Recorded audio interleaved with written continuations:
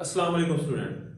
आज का हमारा जो लेक्चर है वो एक्सरसाइज 2.2 उसके लास्ट टू क्वेश्चन है, क्वेश्चन नंबर 4 और क्वेश्चन नंबर 5। तो क्वेश्चन नंबर 4 और 5 की जरा स्टेटमेंट बड़ी है, स्टेटमेंट वाले क्वेश्चन है। तो क्वेश्चन नंबर 4 की स्टेटमेंट जो है वो ये है कि uh buildings height over time is modelled by h of t 100 plus 20t which is in meters and t is the time। यानी उसने एक बिल्डिंग की मॉडल बिल्डिंग की हाइट दी हुई है और इन मीटर में दी हुई है। The height of growing tree near by is given by. अब एक ट्री है जो उस बिल्डिंग के पास है जिसका ग्रोइंग रेट जो है वो दिया हुआ है 50 plus 10t plus t square. तो ये हाइट ऑफ ट्री का फंक्शन दिया गया है। दो चीजें उसने पूछी हैं इसके अंदर। At what time will the building and tree have the same height. Building की और ट्री की सेम हाइट कितनी देर बाद होगी, कितने मंथ्स में होगी। और दूसरे नंबर पे उसने पूछा है what will that height be, और उसकी हाइट कितनी होगी, दरख्त की ट्री की हाइट कितनी होगी। दो चीजें उसने पूछी है। और तीसरी चीज भी उसने पूछी है कि इसका स्केच ग्राफ भी ड्रा करें। तो इसका जो ग्राफ है वो ग्राफ हम ड्रा कर चुके हैं क्वेश्चन नंबर 2 में। क्वेश्चन नंबर 2 में जहां एक लीनियर फंक्शन है, ये क्वाड्रेटिक फंक्शन है।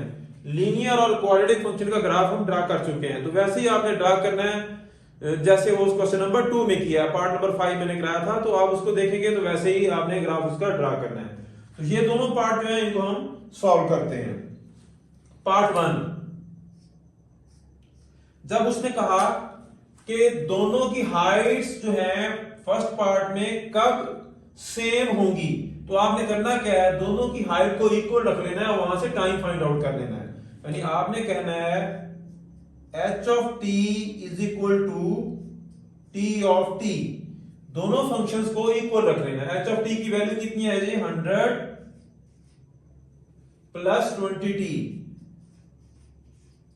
is equal to t of t, यानी इसका फंक्शन है 50 plus 10t plus t square.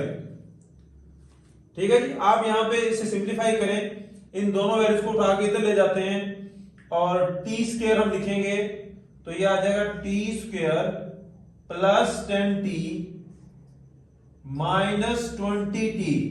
ये 20t जाके राइट साइड पे माइनस हो जाएगा, plus 50 minus 100 is equal to 0।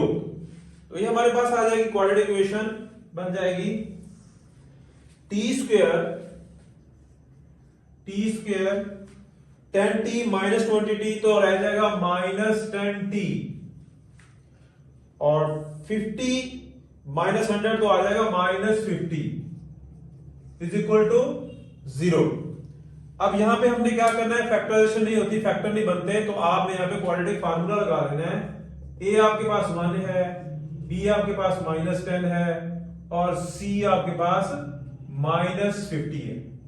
आपने t की वैल्यू फाइंड करनी है, is equal to minus b plus minus square root b square minus 4ac divided by 2a।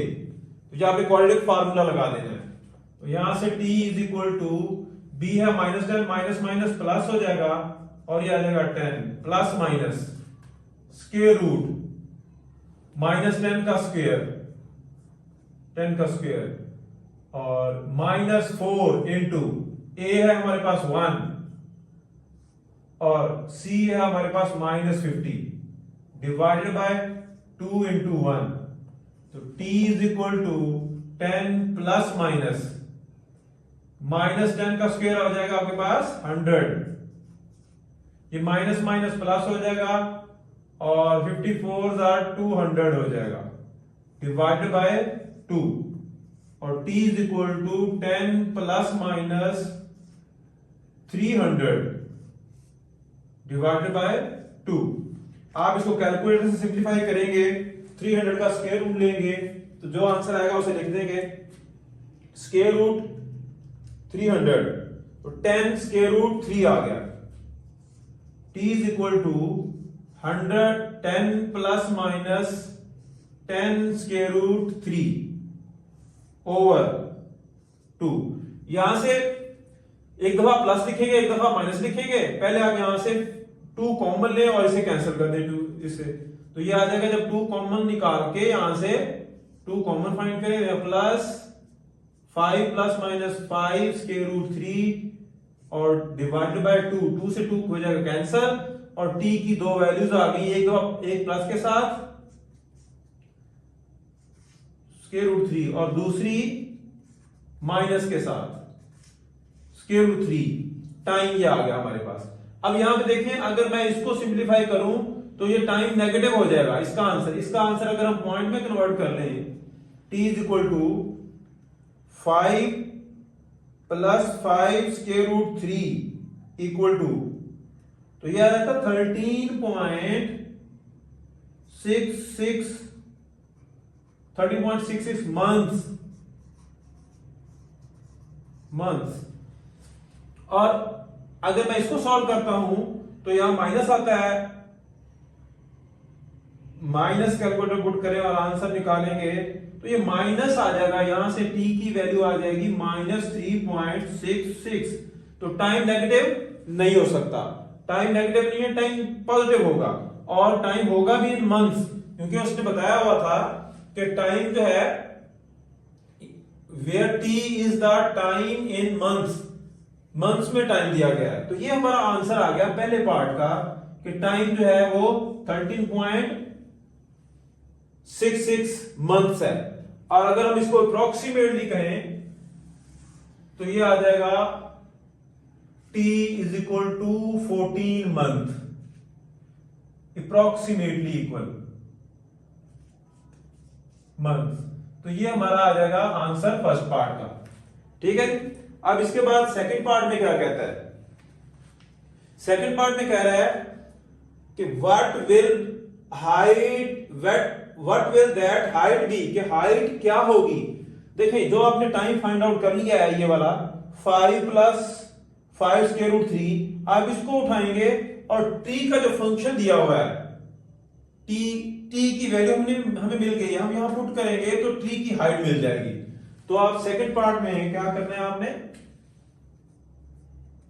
Second part में आपने t की जो वैल्यू है वो ये है is equal to 5 plus 5 square root 3 put कर देना है आपने इन द फंक्शन t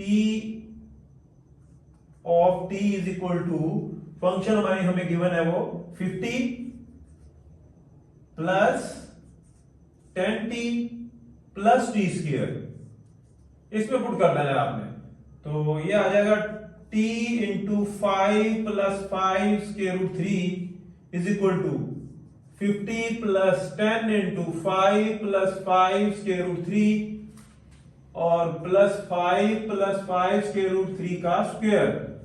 आप इसे ऐसे ही कैलकुलेटर पे लिखेंगे, पूरी वैल्यूज को ऐसे कैलकुलेटर पे सॉल्व करेंगे तो कैलकुलेटर हमें आंसर दे देगा।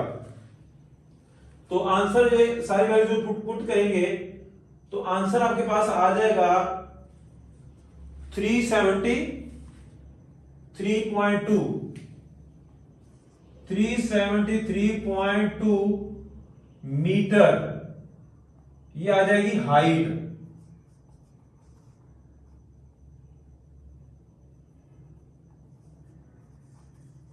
Height of tree. तो ये हमारे पास सेकंड पार्ट आ गया। ठीक है जी, दोबारा देखिए हमने क्या करना है। हमें जो टाइम की वैल्यू मिल गई है, टाइम की वैल्यू थी 5 प्लस 5 स्क्वायर रूट 3, ये अप्रोक्सीमेट, ये जो हमें एग्जैक्ट वैल्यू मिली है उसको हमने 13 पॉइंट में कन्वर्ट किया। आप चाहे पॉइंट वाली वैल्यू पुट कर दें, चाहे ये वाली वैल्यू पुट कर दें। कहां? जब हमें चाहिए ट्री की हाइट, तो यहां पे टाइम हमें मिल गया, यहां आप टी की जगह ये वैल्यू जो है पुट कर देंगे 50 प्लस 10 इंटू टी की वैल्यू यहां पे पुट करेंगे, कैलकुलेटर से सॉल्व करेंगे तो हमें हाइट जो है वो मिल जाएगी। ठीक है, तो ये था क्वेश्चन नंबर 4। अब करना है हमने क्वेश्चन नंबर 5। इस क्वेश्चन नंबर 4 का एक और थर्ड पार्ट में वो ये भी कहता है ग्राफ बनाए। तो मैंने आपको शुरू में बता दिया कि ग्राफ के लिए आपने मेरा पिछला लेक्चर देख लेना है जो कि क्वेश्चन नंबर 2 किया है हमने इसी 2.2 एक्सरसाइज का। तो उसमें ग्राफ बनाया गया है लीनियर फंक्शन और क्वाड्रेटिक फंक्शन का। तो वैसे ही आपने इसका ग्राफ ड्रा कर लेना है। अब करते हैं हम क्वेश्चन नंबर 5।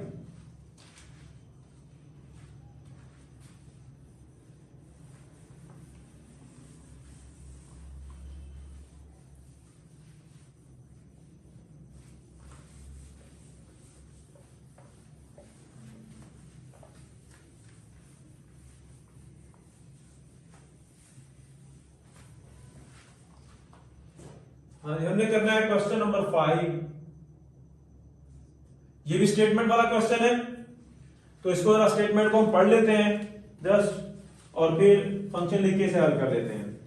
क्वेश्चन की स्टेटमेंट है a radio active substance has a half life h of 2 years if the initial quantity q naught is 200 gram and exponential decay function is, function हमें दिया गया हुआ है डिगे फंक्शन से कर जो दिया हुआ है उसने decay function q of t is equal to q naught into 1/2 power t over h।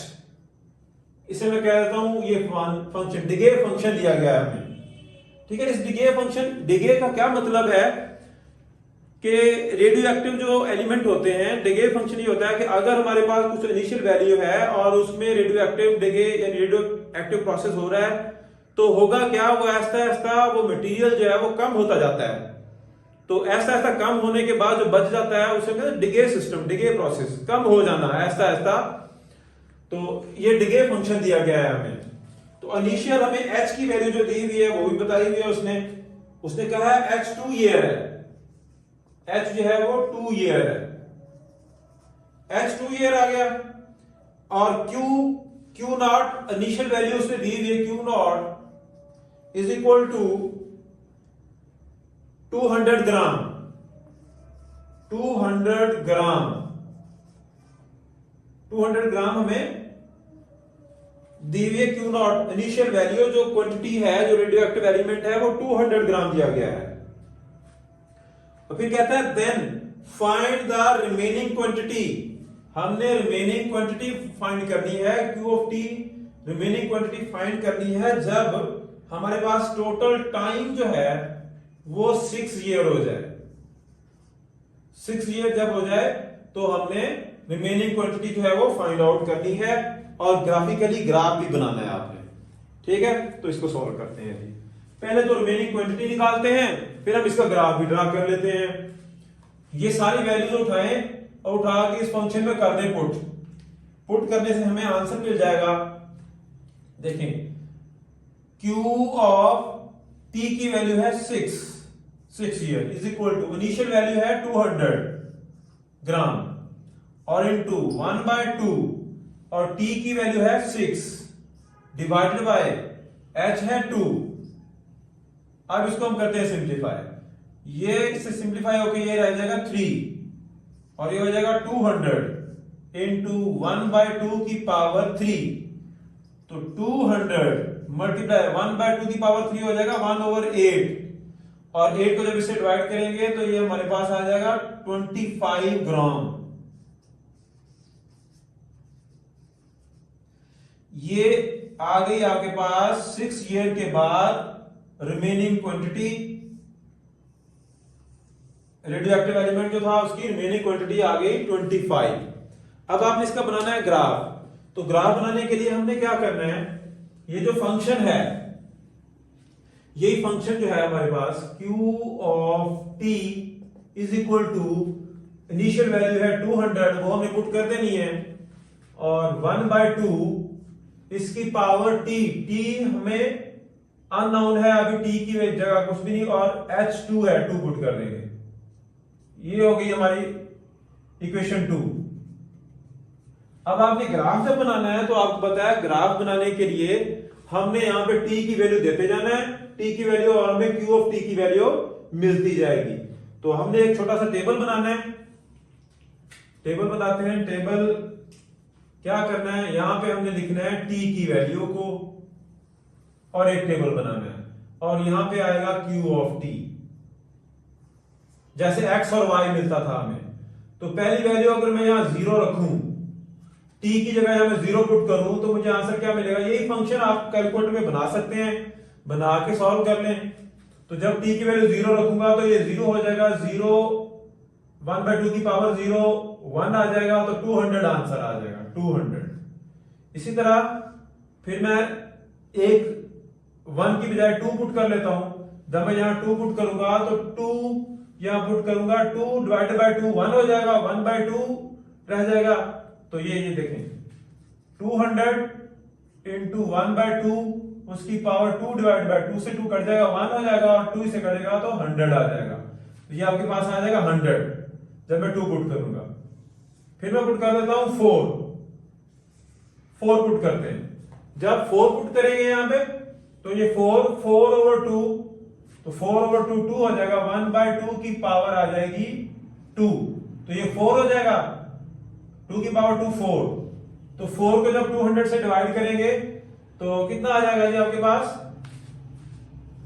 200 divide by 4 5, तो ये 50 आ जाएगा आपके पास, ये आ गया 50। इसके बाद फिर आप 6 पुट कर दें, क्योंकि हमें पॉइंट चाहिए, तो पॉइंट हम फाइंड आउट कर लेते हैं। 6 पुट करें यहां पे तो 3 आ जाएगा। जब 6 यहां पुट करेंगे तो 6 पुट करके हमने वैल्यू निकाली हुई है, देखें 6 हमने यहां पुट किया हुआ है, और 6 पुट करके हमने वैल्यू निकाली हुई है, वो है 25। तो ये आ गया 25। जब हम यहां पे 8 पुट करते हैं, तो 8 पुट करके भी आंसर आप इसी तरह यहां पे 8 पुट करें और सिंपलीफाई करें कैलकुलेटर से, तो आंसर आ जाएगा 12.5। ठीक है, तो बस यहां तक 1 2 3 4 5 पॉइंट्स हमने निकाल लिए। ऑर्डर पेयर में इनको हमने ग्राफ पे अब ड्रा करना है। तो ग्राफ बनाना है, आपने क्या करना है जी, एक्स एक्सिस और वाई एक्सिस बनाना है।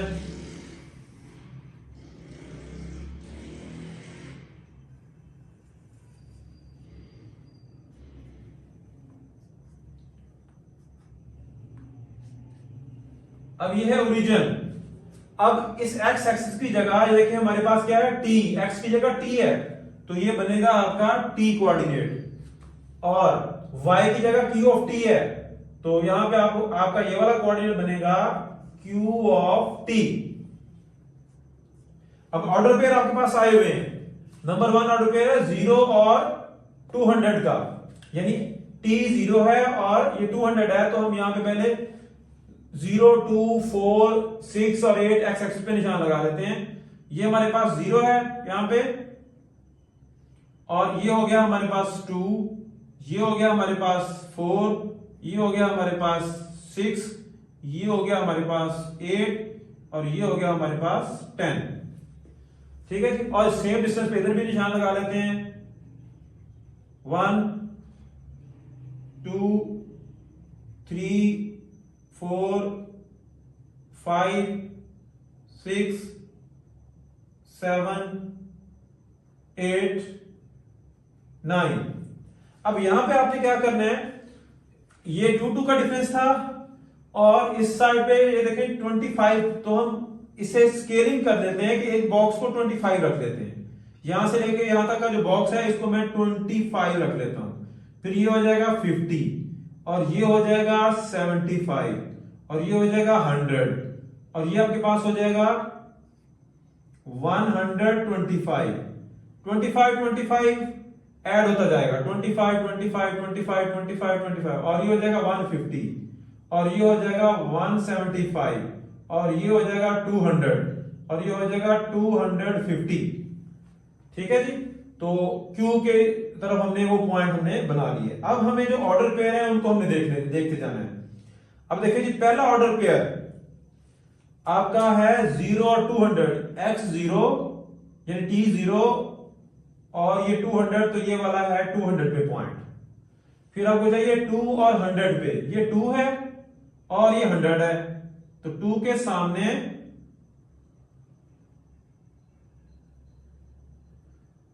और 100 के सामने, तो ये वाला पॉइंट आ जाएगा आपके पास 2 और 100।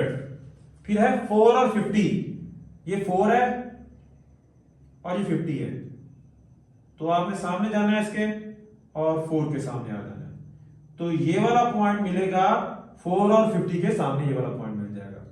फिर इसके बाद 6 और 25, ये 6 है और ये 25 है, तो ऐसे बनाएं तो ये 6, तो ये वाला पॉइंट मिल जाएगा 6 और 25 वाला। फिर है 8 और 12.5, ये 8 है और 25 का हाफ इधर यहां से, तो यहां से जाएंगे तो 8 पे, तो ये वाला पॉइंट हमें, ये वाला पॉइंट मिल जाएगा। तो अब इन पॉइंट्स को हम मिलाएंगे तो ग्राफिकली तो ये इसका ग्राफ बन जाएगा। इन पॉइंट्स को आपने मिला देना है, यहां से